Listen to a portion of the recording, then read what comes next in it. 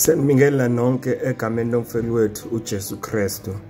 Isikhulumi sethu namhlanje umfowethu uMusanze Mande ozobe eshumayela esusela encwadini kaIsaiah chapter number 64.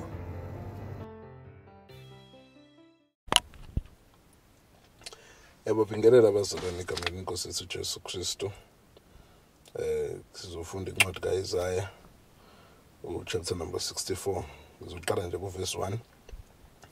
Sengathi ungadabula amazulu wehle sizamazame izintaba phambi kwakho njengokuphenjwa komlilo ezinsabeni nalapho umlilo ubilisa amanzi ukuze wazise izitha zakho igama lakho izizwe zithuthumele phambi kwakho ekwenzeni kwakho okwesabekayo esingakubhekanga wehla izintabeni zathumela phambi kwakho kusukela endulo abantu abezwanga abacoshanga nangendlebe futhi iso alibonanga uNkulunkulu ngaphandle kwakho sebenzela omhlalelayo wahlanga beza labo ababethokoza ngokwenza okuhle laba abakukhumbula izindleleni zakho wena wathukuthela thina sona sahlala kukho nasendulo siyakusindiswa na sonke saba njengongcolileyo nokulunga kwethu konke kwakunjengengubo enindiweyo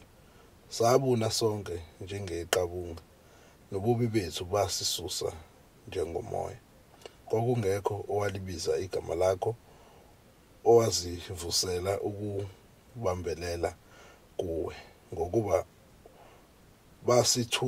basitheza ubuso bakho kithi Nkosi engcwele namhlanje Nkosi siyabonga izwi lakho uNkulunkulu wethu namandla engathi ungakhuluma ngalo endlebeni nasenhlizweni yethu ukuthi ngokulikhuluma endlebeni kwethu wena ulikhuluma enhlizweni ukuze uNkulunkulu wethu namandla sifunde sikwazi liduniswe igama lakho amen.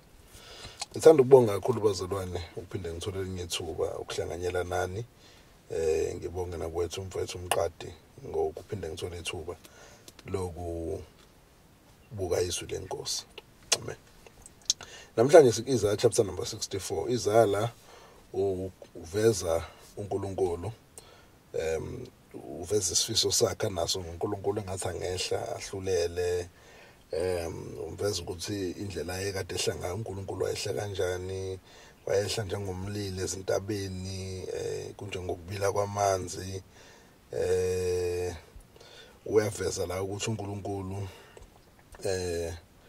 wayenza kanjani emayehla uthi verse number 3 ekwenzeni kwakho okwesabekayo esingakubhekanga wehla izintaba zathuthumela phambi kwakho kusukela endulo ke abantu bakaNkulunkulu abacoshanga abazange balalele nendlebe ineso laba libonanga omunye uNkulunkulu ngaphandle kwakhe so uyedwa uNkulunkulu verse number 5 uthi labo babekade bethokoza phambi kwaNkulunkulu benza ukulunga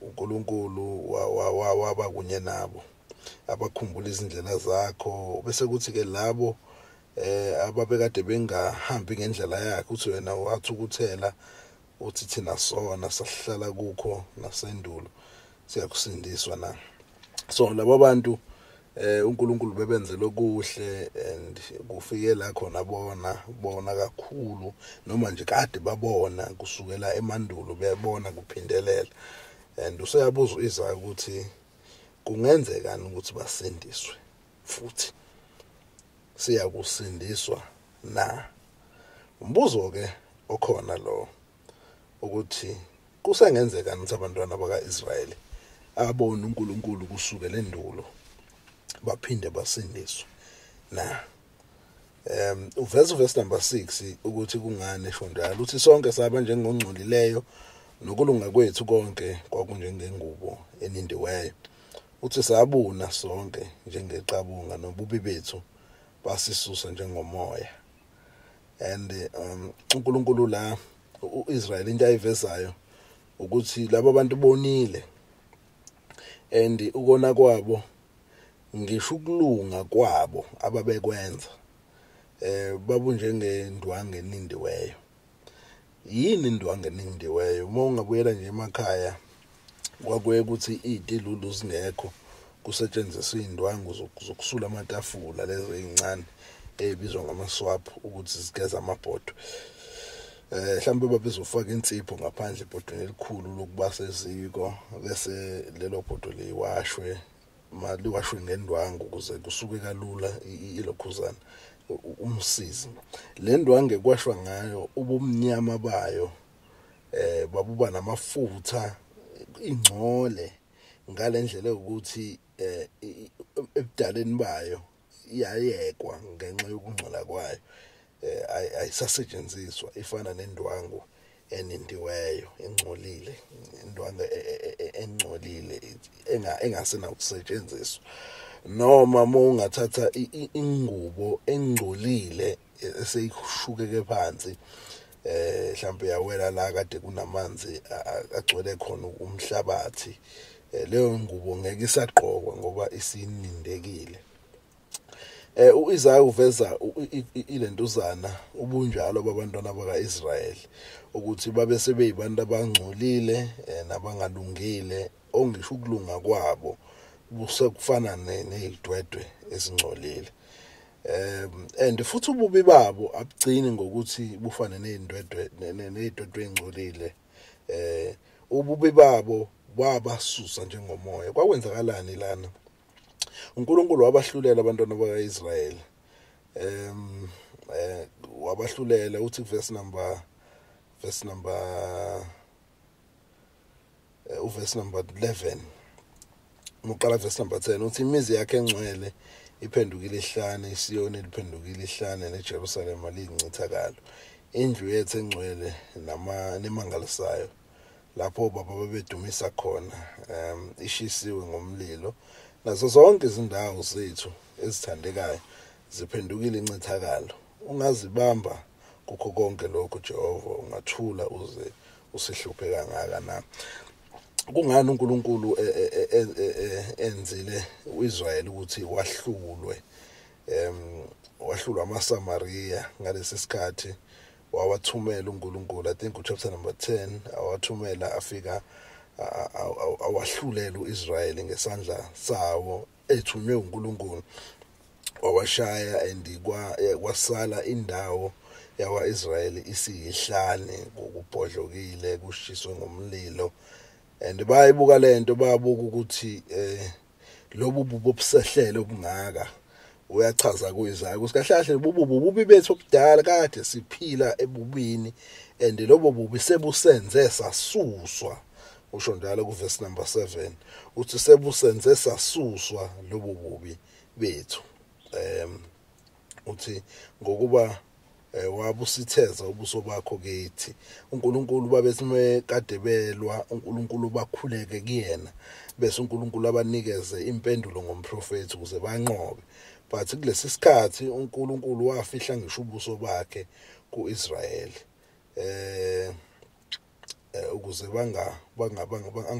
angabaphenduli uthi wasiqeda ngenxa yobubi bethu. Into esiyibukayo la ukuthi uNkulunkulu uyabehlulela ububi. Bazalwane uNkulunkulu uyabehlulela ububi kodwa ngaphambi kokuba uNkulunkulu abehlulela ububi unikeza umuntu isexwayiso. Uyamenikeza umuntu isexwayiso and memnikeza isexwayiso uma engaphenduki kulobo bubi uNkulunkulu uyamehlulela. Mawufunda uchapter number 1 uNkulunkulu wakhuluma nabantwana bakaIsrayeli ngombono kuIsaya emhleni kaUziya. uIsaya kuverse number 2 wabona lo mbono uNkulunkulu ekhuluma engathi usekwahluleleni. Uthi verse number 2 izwane mazulu ubeka indlebe emhlaba ngokuthi uJehova ukhuluma uthi ngikhulisile ngiphakamisile abantwana kepha bangihlubukile. Mihle imisebenzi ayenzela uIsrayeli uNkulunkulu. Wabakhipha esizweni laseGibhithe waqala wathola ubaba wabo Abraham wahamba noIsaka noJakobe bayezweni laseGibhithe wabakhipha abanikeza umhlaba wathi baphile lapho banikeza imithetho entabeni yaseSinayi. Kodwa abantwana bakaIsrayeli bangahambi ngemithetho kaNkulunkulu. Futhi uNkulunkulu wenza izimangaliso phambi kwezizwe ezizokwenza ukuthi uIsrael usatshwe ngoNkulunkulu wabo. Kodwa bangamlaleli uNkulunkulu. uNkulunkulu ke ngiphakamisile labantu, baphakamisile mebedumile besatshwa, kodwa ugcineni bamhlubula. Uzathi verse number 3, inkabi yamazi umnini wayo nembongolo umkhombe womnikazi. uIsrael akazi, isizwe sami asiqondi. So laba bantu abamazi uNkulunkulu wabo and abamqondi uNkulunkulu wabo. Uzuthi bamshila uJehova, bamdelele ongcwele kaIsrael, babuyele emuva. uNkulunkulu ke indlela yami sebebabi ngayo uze waduba ngisho iminikelo yabo yesono. Iminikelo yabo yesono kade beyenza, ngoba bona laba bantu laba mebengaphenduka esonweni, beshisa iminikelo. Uverse number 10 wakhona uthi izwani izwi lika Jehova nina ababusi baseSodoma, nibeke indlebe ekufundiseni kaNkulunkulu wethu nina abantu baseGomora. uNkulunkulu sebafanisa neSodoma neGomora, nababusi babo babufanisa nombuso waseSodoma nombuso waseGomora. Uthi verse number 11, yini imihlatshelo yenu eminingi na, usho kanje uJehova, ngisuthile ngeminikelo yokushiswa yezinqaba nangeyamanoni amathole akhuluphalisiweyo, negazi lezinkunzi nelamawundlu nelezimpongo, ngithokozi ngalo. Lapho nifika ukubona ubuso bami, ukubani okubizile lokhu esandleni senu, ukuba ninyathele emagcekeni ami na.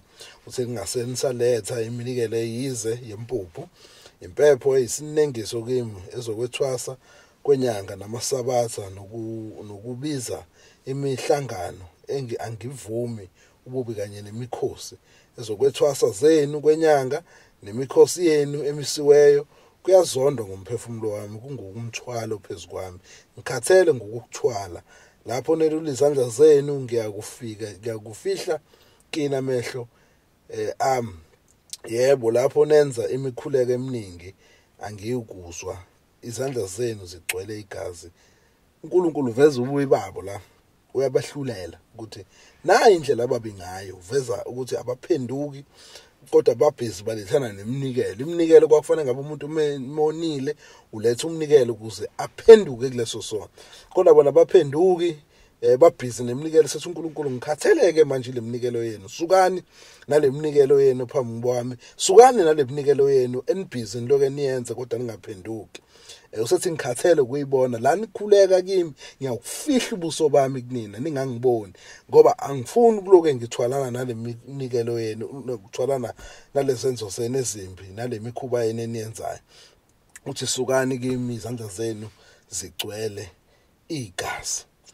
uIsaya ke wabanikeza isexwayiso abantwana bakaIsrayeli isikhathi eside.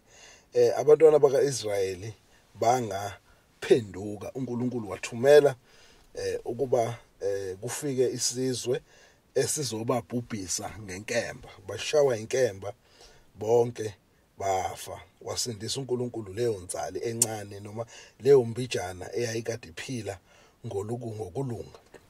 Ingakho kuverse number 10 ka64 ethi imizi yakho engcwele iphenduka ihlane, iSiyoni liphendukile ihlane, iJerusalem aliyincithakalo. Lokhu bengenziwa kuphela kwaIsrael, bekwenzeka even nakwaJuda. NakwaJuda bekwenzeka ngesikhathi sikaEzekiya, izikhathi ezilinganayo. uNkulunkulu bahlulela uIsrael ngala, ehlulela uJuda ngala. Lezi zizwe ezahlulela zombili ngokungahambi ngokulunga phambi kwakhe uNkulunkulu. Amanye amazwi bazalwana, uNkulunkulu okokuqala izono zenza zibe ludo ngaphambi kwethu noNkulunkulu. Okwesibili, ziyasehlukanisa noNkulunkulu. And into engiyibukayo kuverse number 6 ukuthi mekhuluma lathi sonke saba njengongcolileyo nokulunga kwethu konke kwakunjengezingubo ezinendiweyo. uIsaya uveza ukuthi bonke abantu bakaIsrayeli babi, bonke abantu bakaIsrayeli babi. Akusibona kuphela abantu bakaIsrayeli kuphela abazalwana babi, nabantu bonke abasemhlabeni iBhayibheli libaveza ukuthi bonke babi. Incwadi yaMaroma chapter number 3 verse number 10 lifundeka kanje lithi, njengokuba kulotshiwe ukuthi akekho olungileyo, akekho noyedwa, akekho oqondayo, akekho ufuna uNkulunkulu, bonke baphenduke imbuqa bonkana, akekho wenza okuhle, akekho noyedwa. Umphimbo wabo uyiliba elivulekileyo, ngezilimi zabo bayakhohlisa, isihlungu sezinyoka siphansi kwezindebe zabo. Kahle kahle masikhuluma nawe usekhaya, awuhlukile kunabantwana bakaIsrayeli. Ububi into oyiyo, ububi into ozalwe wakhula uyiyo. That is why ngisho ingane incane asiyitsheli ukuthi noma sifundise isono ukuthi ayisenze, kodwa iyazenzela isono because ububi busenhlizweni yayo. Wonke umuntu wesiBhayibheli akekho olungile, akekho namunye. Kahle kahle le iqiniso labantu bonke abasemhlabeni ukuthi babi. Incwadi yamaHubo uchapter number 51 ukhuluma into efanayo. uDavid emekhuluma lana uthi uthi la ku verse number 3 uthi ngonile kuwe wena wedwa ngakwenza kuwe emehlweni akho ukuze uthiwe ulungile ekukhulumeni kwakho ucace kwahluleleni kwakho. Bheka ngazalelwe bubini, umame wangithabatha esonweni. Kahle kahle umuntu from ukuzalwa kwakhe uzalelwe kukho ububi. Ngalendlela ukuthi ngisho incwadi kaGenesis ize lithi iBhayibheli uNkulunkulu wabuka abantu ayisola ngokwazi wathi ngokuba lentuzana umuntu mubi kwayesekuzalweni kwakhe. Ngokuba umuntu mubi kwayesekuzalweni kwakhe. Kahle kahle umuntu mubi kusukela ebuncaneni bakhe ukhula emubi. Isono yinto emhaqile, into ayiyo, into ephila kuyena ngaphakathi. Amen. So ngamanye amazwi umuntu ukhula esesonweni, umuntu uhlale usesonweni, and laba bantu lesisono sabo siphinde sabonakala ngezenzo zabo. Bekwenza ke manje sekuyibona bakuvezayo ububi babo ngezenzo zabo la kwincwadi kaIsaiah chapter number 64. And uNkulunkulu azangaze abayekele ngezono zabo, kunalokho wabajezisa ngezono zabo. uNkulunkulu wabajezisa ngezono zabo. Kodwa umbuzo omkhulu ilo obuzwa uverse number 6 ethi sonke saba njengongcolileyo nokulunga kwethu konke kwakunjengengubo enindiweyo. Sabuna sonke sinjengeqabunga nobubi bethu basisusa njengomoya. Yini enziwa ububi kumuntu umuntu ububi bungazange buze buhlangulwe kuyena, noma engazange aze agezwe bubini, noma engazange aze alungisiswe bubini na? Ububi bayamesusa umuntu. Ububi buletha ukwahlulela kaNkulunkulu phezulu kwempilo yomuntu. Uthi verse number 7 kwakungekho owalibiza igama lakho owazivusela ukubabambelela kuwe, ngokuba wabusitheza ubuso bakho kithi wasiqeda ngenxa yobubi bethu. uNkulunkulu kahle kahle ububi busilethela ukwahlulela kaNkulunkulu. Ububi kusilethela uqedwa ulaka likaNkulunkulu. Kahle kahle wonke umuntu owonayo uzidekela ulaka lokuthi ngelinye ilanga uNkulunkulu uyokumahlulela ngenxa yobubi bakhe. Kodwa uverse number 5 unombuzo omuhle obuzwa ilombhali. Uthi lana wahlangabeza labo babethokoza ngokwenza ukulunga, labo babekhumbulayo izindlela zakho. Wena wathukuthela thina sona sahlala kukho nasendulo. Naba abantu abona uNkulunkulu wahlala kubo nasendulo. Nangomuntu owona enduhleli kukho ububi bakhe kusukela kudala kuze kuzobe manje, uhleli kubona ububi babo. If engakubuki lo muntu ububi bakhe njengobubi uNkulunkulu wakumahlulela. Kodwa uma lo muntu ebuka ububi bakhe uNkulunkulu kukhona kwenzayo. Umbuza ukuthi lana siyakusindiswa yini na? Siyakusindiswa yini na? Uthi wena wathukuthela kuthina sona sahlala kukho nasendulo. Siyakusindiswa yini? Umbuzo lowo obuzwa umbhalo ukuthi kukhona ukusindiswa kwabantu uma izono zabo zinjena na? Uma izono zabo zifana nezindwangu ezinindiweyo, uma kade behlele bubini bakhe kusukela nasendulo, uma ezalelwe kububi futhi wakhula waphila ngabo ububi, kukhona ukusindiswa kwabantu abanjalo na? uNkulunkulu ngesikhathi ebanikeza isexwayiso ku chapter number 1 wabanikeza nelekhuzana, wabanikeza nesixazululo ku verse number 18 ka chapter number 1. Wathi kubona wozani ke sithethe indaba. Usho uJehova uthi noma izono zenu zibomvu kakhulu, yabona ukakhulu uveza ukuthi noma zizinkulu kangakanani izono zenu, Wozani kodwa sithethe indaba. Wonjani umuntu ongasindiswa na? Yilowo ozayo kuNkulunkulu kubathethe indaba. Wozani ke nithethe indaba noNkulunkulu. Ungahlali ekhaya nezono zakho uzibona ziphayi lapha, uzibona impilo yakho ukuthi icontrolwa isona isono. Woza kuNkulunkulu uthotha indaba. Akekho umuntu okwazi ukuphunyuka esonweni ngaphandle komuntu osefikile endaweni yokwahlulela. Uma mhlambe ubulala umuntu eSouth Africa, angeke uzukuthola ukuthula ngaphambi kokuthi uzuye phambi kwenkantolo kuyothethwa icala lakho. And uNkulunkulu la ubiza abantu ubabizele enkantolo usozani sithethe indaba. Kodwa ebabiza nje enkantolo ubabiza already noma ubabiza vele laba bantu sebanikezile ibail, ubanikeza ibail yokuphuma. Uthozani ke sithethe indaba usho uJehova noma izono zenu zibomvu kakhulu noma zizimbi kakhulu ukakhulu veze ukuthi ububi bezono noma bunganga kanani. Uthi kodwa wozani ithethe indaba. Asikho isono uNkulunkulu angasexoleli. Kodwa isono uNkulunkulu angaphendukanga kusona uNkulunkulu uyasihlulela. Wozani sithethe indaba. Usho uJehova. Noma izono zibomvu kakhulu. Uthi ziyakuba mhlophe njengeqhwa. Noma zibomvu njengobubende, ziyakuba njengoboya bezimvu. Kodwa uma nizivuma nilalela niyakudla okuhle kwezwe. Nayi into uNkulunkulu ayithembisa abantu. Ukuthi abeze bayithethe indaba. And mabezivuma izono, uNkulunkulu uyakuzithethelela izono zabo. Ngakho ke umbuzo omkhulu uthi uyavuma yini ukuza uNkulunkulu uzozilahla ngezono zakho? Uyavuma yini ukuza uzothetha indaba yezono zakho phambi kwakhe uNkulunkulu?